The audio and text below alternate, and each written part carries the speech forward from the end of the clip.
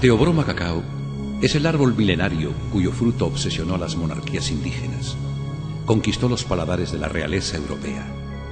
Su producción y comercio fue la joya que sostuvo la economía ecuatoriana por varios siglos y fue la causa de historias de poder, luchas y hazañas. Los indicios del uso del cacao como cultivo se remontan a la antigua civilización mesoamericana olmeca que existió 1000 años antes de Cristo en la selva tropical del Golfo de México. Sin embargo, fue mucho después que la civilización maya dio un significado divino al fruto. En paredes de palacios y templos de piedra grabaron imágenes de mazorcas y almendras que también adornan recipientes y jarrones en los que los mayas bebían xocoal, término del que deriva la palabra chocolate. Una popular leyenda maya dice que Quetzalcóatl, siendo jardinero del Edén, donde vivieron los hijos del sol, trajo a la tierra las semillas de cacahual, árbol de cacao, procurando a los hombres un manjar de dioses que al comerlo traía sabiduría y poder. Los aztecas consumían el cacao convertido en una pasta nutritiva que podía disolverse en el agua, y en torno a él practicaban rituales y ceremonias. Las semillas secas eran utilizadas como moneda y tributo.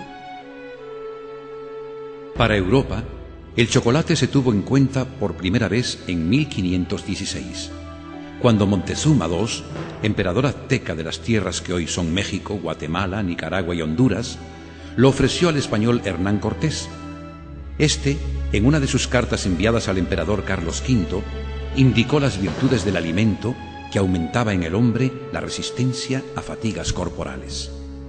Cortés, a su retorno a España, llevó cacao, y los utensilios para producir la bebida mezclada con azúcar fue tomada por el rey Carlos V y miembros de su corte. Los españoles mantuvieron en secreto el descubrimiento del cacao largo tiempo, imponiendo severos castigos a los que lo importaban sin autorización. Si bien las culturas indígenas andinas no dieron valor mítico al cacahual, se cree que estos también lo sembraron al encontrarlo en zonas por donde pasaba el viejo camino inca. Francisco Pizarro, en 1526, observó cacao en la isla Puná frente al Golfo de Guayaquil, y Bartolomé Ruiz vio árboles en Esmeraldas. Los colonos españoles cultivaron cacao en Ecuador con fines comerciales por el 1590. Alrededor de los arbustos de cacao silvestre limpiaban la maleza y dejaban los árboles de copa alta para darles sombra. Y ya a inicios del siglo XVII, un promedio de 9 barcos al año salían de Guayaquil con sus bodegas llenas de cacao. El consumo creció rápidamente con el uso del azúcar y con las nuevas técnicas que en España mejoraban la forma de elaborar la pasta de cacao. Así, el manjar de los dioses mesoamericanos se convirtió en bebida predilecta de los reyes europeos y en valioso presente como el que España regaló a la corte de París, luego de lo cual Ana de Austria y María Teresa impusieron la moda de tomar chocolate. En el año 1600, el italiano Antonio Carletti introdujo en su país la industria del cacao. En 1657 se abría en Londres la primera casa de chocolate, considerado un brebaje. Ecuador continuaba. Morán de Buitrón, en 1624, tenía 10.000 árboles en Yaguachi. Andrés de Beinza, 14.000 en Baba. Argandoña y otros ya tenían plantaciones grandes en Vinces. No demoraron en presentarse nuevos obstáculos. En 1634, el cacao de Guayaquil fue excluido del gran mercado mexicano. El desplome inicial del precio fue impactante, al caer de 36 a 3 pesos por arroba.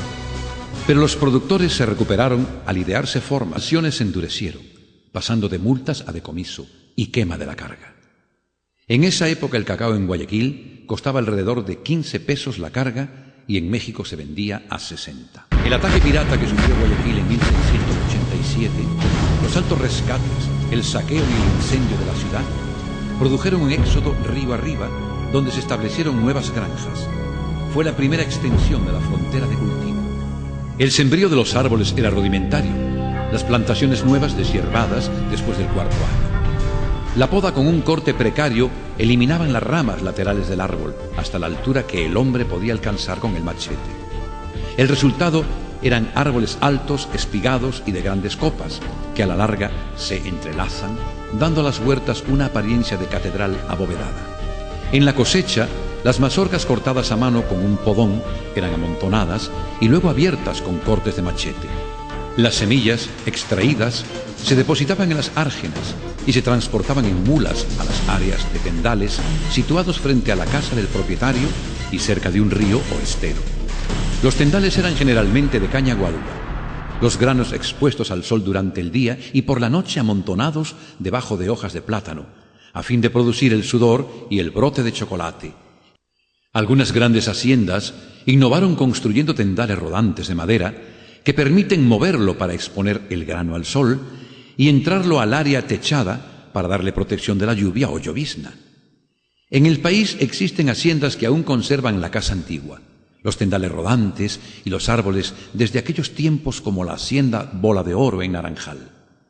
En general, balsas, canoas y vapores fluviales transportaban el cargamento desde la hacienda hasta el puerto de salida, en su mayor parte por el de Guayaquil, ciudad en que las calles eran empleadas para reasolear el grano. Después se embarcaban en lanchones y de estos se transportaban a los transatlánticos, que finalmente se encargaban de llevarlo a los mercados extranjeros. A inicios del siglo XVIII, Guayaquil, con 34.000 cargas de 81 libras, sobrepasó en producción a Guatemala, mientras que superar la posición de Venezuela como primer exportador tomaría más de un siglo, en un ambiente de competencia de extrema adversidad para el entonces departamento de Guayaquil, que solo estaba autorizado a exportar legalmente cacao a Sudamérica. La corona, forzada por las presiones de Caracas y México, emitió una serie de decretos encaminados a restringir el comercio del cacao guayaquileño, o bien cerrando los puertos por donde podía ingresar, o bien estableciéndole cuota anual como las 10.000 fanegas de ingreso permitidas al puerto de Acapulco.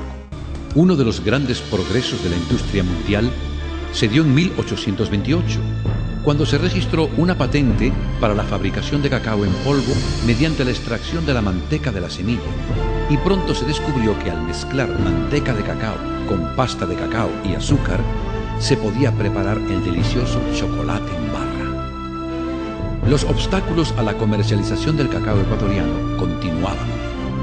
En 1813, el Cabildo solicitó sin éxito ante el gobierno de Lima una concesión por 25 años para exportar e importar cacao libre de derechos de aduana y directamente desde Guayaquil a su puerto de destino.